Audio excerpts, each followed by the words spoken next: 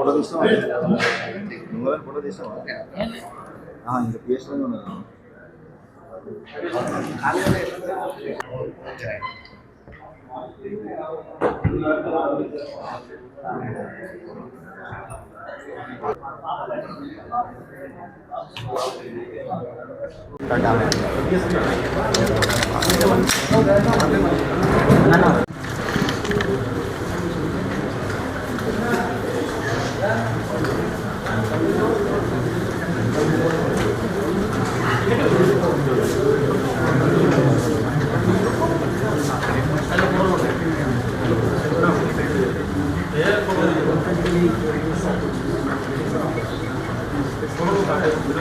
Police commissionerate పరిధిలో Keesara police station లిమిట్స్లో రాంపల్లి ఏరియాలో ఈ నెల 2వ తారీఖు సాయంత్రం సుమారు 5 గంటల ప్రాంతంలో బాలాజీ జ్యువెలర్స్ అనే షాప్లో గుర్తు తెలియని 2 దుండగులు ప్రవేశించి షాప్ ఓనర్ పైన దాడి చేసి కొన్ని గోల్డ్ ఆర్నమెంట్స్ దోపిడీ చేయడం జరిగింది. దీనికి సంబంధించి కీసర పోలీస్ స్టేషన్లో రిజిస్టర్ అయిన కేసులో ఈరోజు నిందితులను అరెస్ట్ చేసి కోర్టు ముందు ప్రొడ్యూస్ చేయడం జరుగుతుంది. దీంట్లో 5 నిందితులను ఈరోజు రిమాండ్ చేస్తున్నాము.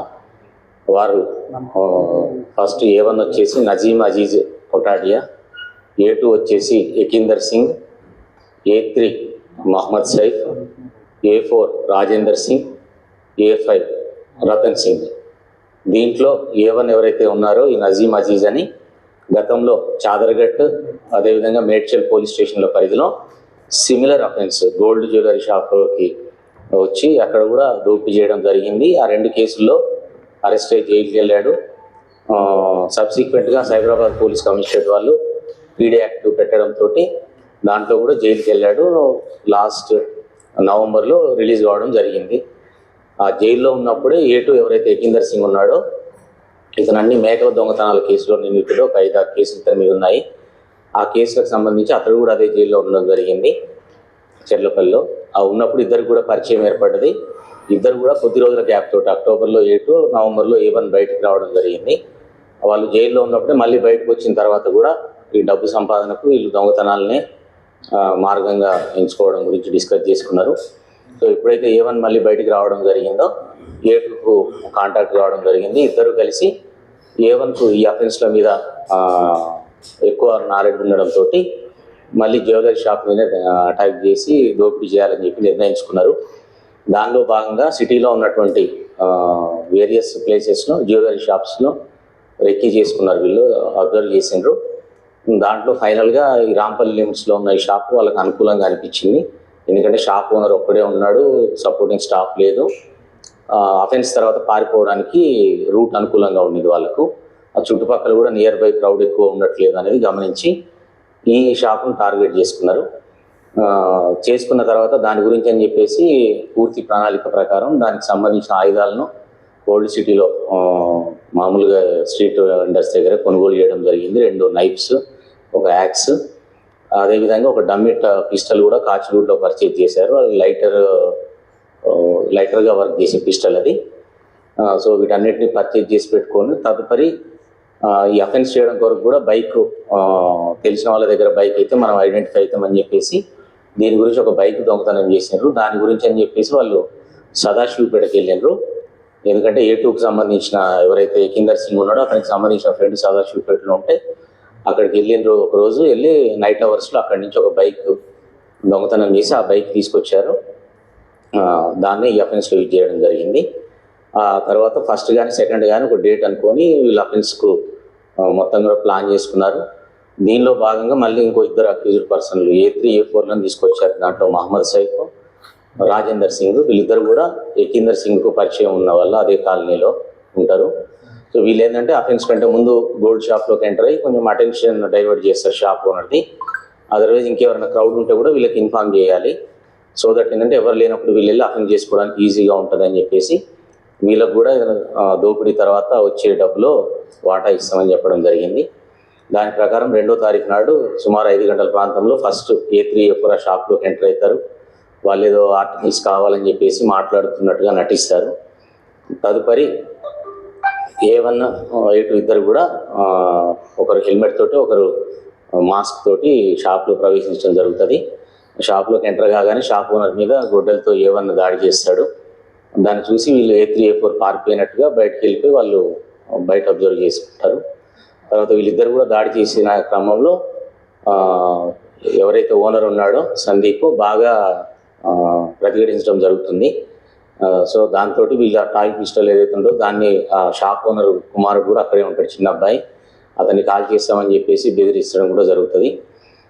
ఈ క్రమంలోనే అతని మీద బెదిరిస్తూ ఆ షాప్లో ఉన్నటువంటి గోల్డ్ ఆర్నమెంట్స్కి సంబంధించిన ప్యాకెట్స్ సుమారు 7-8 ప్యాకెట్స్ వీళ్ళు తెచ్చుకున్న బ్యాగ్లో పెట్టుకొని A2 ఆ బ్యాగ్ని బయటకు తీసుకురావడం జరుగుతుంది. దాని తర్వాత A1 కూడా పారిపోవడానికి బయటకు వస్తాడు. కానీ ఎవరైతే సందీప్ గట్టిగా ప్రతిఘటించడంతో వీళ్ళకి పూర్తిగా బ్యాగేజ్ను తీసుకుపోవడం సాధ్యం కాలేదు. కాబట్టి కొద్దిగా ఒకటే ప్యాకెట్లో ఉన్న ఆర్నమెంట్స్ మాత్రమే వాళ్ళు తీసుకెళ్లడం జరిగింది. అది ఇనిషియల్గా సుమారు 2-3 తులాలు అనుకున్నాము. ఇన్వెస్టిగేషన్లో ఆల్మోస్ట్ 1 తులా లోపే ఉండింది. అది షాప్ ఓనర్ కూడా సేమ్ కన్ఫర్మ్ చేశారు. సో తదుపరి అఫెన్స్ అయిన తర్వాత వాళ్ళు అదే బైక్ తీసుకొని వెళ్ళి యాప్రాల్ అల్వాల్ సైడ్ పారిపోయారు. ఆ పారిపోయే క్రమంలో ఒక ప్లేస్లో వాళ్ళ వెహికల్ని కూడా అబాండన్ చేశారు. మళ్ళీ ఆ వెహికల్ ఉంటే ట్రేస్ అవుతామని తెచ్చుకున్న దుస్తులు కూడా A1 బయట ఒకటి దగ్గర జర్కిన్ వేసుకోవడం జరిగింది. దాన్ని కూడా ఎన్ రూట్లో పడేస్తాడు. ఆ తర్వాత వీళ్ళు నైట్కు మెహదీపట్నము రతన్ సింగ్ అని A5 ఎవరైతే ఉంటారో అతని దగ్గరికి ప్రాపర్టీ డిస్పోజ్ చేయడానికి వెళ్ళడం జరుగుతుంది. అక్కడికి వెళ్ళిన తర్వాత సెకండ్ రోజు థర్డ్ రోజు అతని దగ్గరే షెల్టర్ తీసుకుంటారు. తీసుకొని ఆ ప్రాపర్టీని డిస్పోజ్ చేస్తే వాళ్ళకు ఒక సుమారు 25,000 వరకు వచ్చినాయని చెప్తున్నారు. సో దాన్ని తీసుకొని మళ్ళీ బయటకు పారిపోవడం గురించి ప్లాన్ చేసుకున్నారు. దీనికి సంబంధించిన ఇన్ఫర్మేషన్ అంతా కూడా మనకు రావడంతో నిన్న సాయంత్రము వాళ్ళు పారిపోతున్న క్రమంలో SOT team Yacharam police station లిమిట్స్లో వాళ్ళని పట్టుకోవడం జరిగింది. ఈ 5 అఫెండర్లను కూడా ఈరోజు రిమాండ్కు పంపిస్తున్నాము. దీంట్లో ప్రత్యేకించి సిపి గారి లీడర్షిప్లో లా అండ్ ఆర్డర్కి సంబంధించి, SOTకి సంబంధించి, క్రైమ్స్కి సంబంధించి వేరియస్ ఆఫీసర్స్ అందరూ కూడా ఈ ప్రెస్ నోట్లో ఇవ్వడం జరిగింది. మంచి ఎఫర్ట్స్ పెట్టేసి 3 రోజుల్లోనే ఈ కేసును డిటెక్ట్ చేయడం జరిగింది. ఈ సందర్భంగా వాళ్ళందరికీ కూడా సార్ తరఫున అభినందనలు తెలియజేస్తున్నాము. Thank you sir. ఈ A5కి సంబంధించి డీటెయిల్స్ చెప్పండి సార్. రతన్ సింగ్ అండి, ఇతని ఫ్రెండ్, ఎకిందర్ ఫ్రెండ్. ఈ ప్రాపర్టీ ఏదైతే డిస్పోజ్ చేయడం మెహదీపట్నం దగ్గర ఉంటాడు, ఈ ప్రాపర్టీ డిస్పోజ్ చేయడం కొరకు అతన్ని ఆశ్రయించడం జరిగింది. అతని దొంగతనం గురించి వీళ్ళు ఎక్స్ప్లెయిన్ చేస్తారు. చేసినప్పటికీ కూడా అతను పోలీస్కి ఇన్ఫర్మేషన్ ఇవ్వకుండా ఈ ప్రాపర్టీని వేరే అతను తెలిసిన లొకాలిటీలో వేరే అతనికి ఇది అమ్మి వీళ్ళకి 25,000 ఇవ్వడం జరుగుతుంది.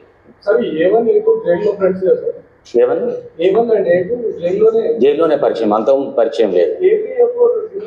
A2 ఎకిందర్ Singh A5 PD act ఉందా ఎత్తేసారు సార్? ఒక A1 మీద PD యాక్ట్ ఉంది. PD యాక్ట్ మీద పనిష్మెంట్ అయిన తర్వాత ఇతను మళ్ళీ బయటకు వచ్చాడు. అంటే వీళ్ళు ఎన్ని రోజుల నుంచి ఈ రెక్కీ చేయడం స్టార్ట్ చేశారు సార్? దానికి సంబంధించి ప్రణాళిక ఎలా సిద్ధం చేసుకున్నారు? November 8కు వీళ్ళు బయటికి రావడం, 1 అక్టోబర్లో ఎకిందర్ సింగ్ బయటకు వచ్చిండు. 8 నవంబర్ నాడు మాత్రము A1 నజీం బయటకు వచ్చిండు. వచ్చిన దగ్గర నుంచి కూడా ఇదే ఆలోచనలో ఉన్నారు. కాబట్టి స్పెసిఫిక్గా ఫస్ట్ ఇనిషియల్గా వేరే అఫెన్స్ ఇంకేమైనా ఉంటాయని ఇట్లా డిస్కషన్స్ వాళ్ళ మధ్యలో చాలా చేసుకున్న తర్వాత సుమారు ఈ అఫెన్స్ కంటే ఆల్మోస్ట్ ఒక 1 month ముందు గోల్డ్ షాప్ మీద అనేది డిసైడ్ చేసుకున్నారు. 1 month నుంచేసి వాళ్ళు వేరియస్ ప్లేసెస్లో సెర్చ్ చేసారు, ఇంక్లూడింగ్ కోర్ సిటీలో హైదరాబాద్లో కానీ, సైబరాబాద్ లిమిట్స్లో కానీ, మన లిమిట్స్లో కానీ ట్రై చేసిండ్రు. దాని కొరకు 20 days అట్లా తీసుకున్నారు. ఫైనల్గా ఈ షాప్ సెలెక్ట్ చేసుకున్నాక ప్రిపరేషన్ కొరకు కూడా మళ్ళీ ఒక 10-12 days తీసుకున్నారు. ఓకే, ప్రస్తుతం సందీప్ ఓనర్కి సంబంధించి అతని పరిస్థితి ఎలా ఉంది? తను అవుట్ ఆఫ్ డేంజర్ అండి. లక్కీగా ఏం ఇంజురీస్ తక్కువ ఇంజురీస్, మైనర్ ఇంజురీస్ తోటే జరిగినాయి. దానికి ఇప్పుడు అవుట్ ఆఫ్ డేంజర్, ఏం ప్రాబ్లం లేదండి. మనకు ఇన్ఫర్మేషన్ వచ్చిన దాని మీద సేమ్ కీసర పోలీస్ స్టేషన్ లిమిట్స్లోనే దాని మీద వెళ్ళి రైడ్ చేయడం జరిగింది. యాజ్ ఆఫ్ నౌ దాన్ని సీజ్ చేసినాం. సీజ్ చేసి మనం DMHO గారికి, GHMC వాళ్ళకి ఇన్ఫార్మ్ చేస్తున్నాము. సో మాకు ఇనిషియల్గా ఉన్న ఇన్ఫర్మేషన్ ఏంటంటే దీన్ని ప్లేట్ కల్చర్ అని చెప్పేసి కాచ్గూడ్లో ఒక క్లినికల్ రీసెర్చ్ సెంటర్ ఉంది, వాళ్ళకి సప్లై చేస్తున్నామని చెప్తున్నారు. మేము ఫర్దర్గా అది సిపి గారి నోటీస్లో పెట్టి చెప్తాం. దాంట్లో యాజ్ ఆఫ్ నౌ మాత్రము ఇంకా అది ఎందుకు, ఏం పర్మిషన్ల మీద దాన్ని తీస్తున్నారు అనేది ఈ కేసులో బిజీగా ఉన్నాము. రేపు అది కూడా చెప్పేస్తాం. చెప్తాం, ఇంకా మాకు పూర్తి వివరాలు రాలేదు. రేపటి వరకు అవి కూడా మీకు ఇచ్చేస్తాం. మా దానికి సంబంధించిన ఇష్యూస్ తెలియదా అదే మా క్లారిఫికేషన్ డిఎంహెచ్ఓ వాళ్ళను, తర్వాత యానిమల్ హస్బెండరీ వాళ్ళని కూడా అడిగిన వెటర్నరీ డాక్టర్ వాళ్ళకు. సో వాళ్ళకు కూడా క్లారిటీ లేదు. ఈ క్లినికల్ రీసెర్చ్ ఏ పర్మిషన్తో నడుస్తుంది, దానికి వీళ్ళ దగ్గర నుంచి ప్రొక్యూర్ చేయడం ఎంతవరకు లీగల్, అన్ని ఆస్పెక్ట్లు కూడా వీఆర్ గోయింగ్ టు ఎంక్వైర్. 1-2 డేస్లో దాని వివరాలు ఇస్తాం. లేదండి, హ్యూమన్ బ్లడ్ కాదండి, అది క్లియర్గా మేకల నుంచి తీస్తున్నారు. యాజ్ ఆఫ్ నో మనకున్న నాడి దాంట్లో బ్యాక్టీరియా కల్చర్ కొరకు ఈ బ్లడ్ని యూజ్ చేస్తారని చెప్తున్నారు. అవన్నీ కూడా మీకు పూర్తి వివరాలు ఇప్పుడు చెప్పడం అనవసరంగా, కరెక్ట్గా తెలుసుకోకుండా చెప్పడము కరెక్ట్ ఉండదు. 1-2 డేస్ హిందీ में पूरा नहीं बताऊंगा.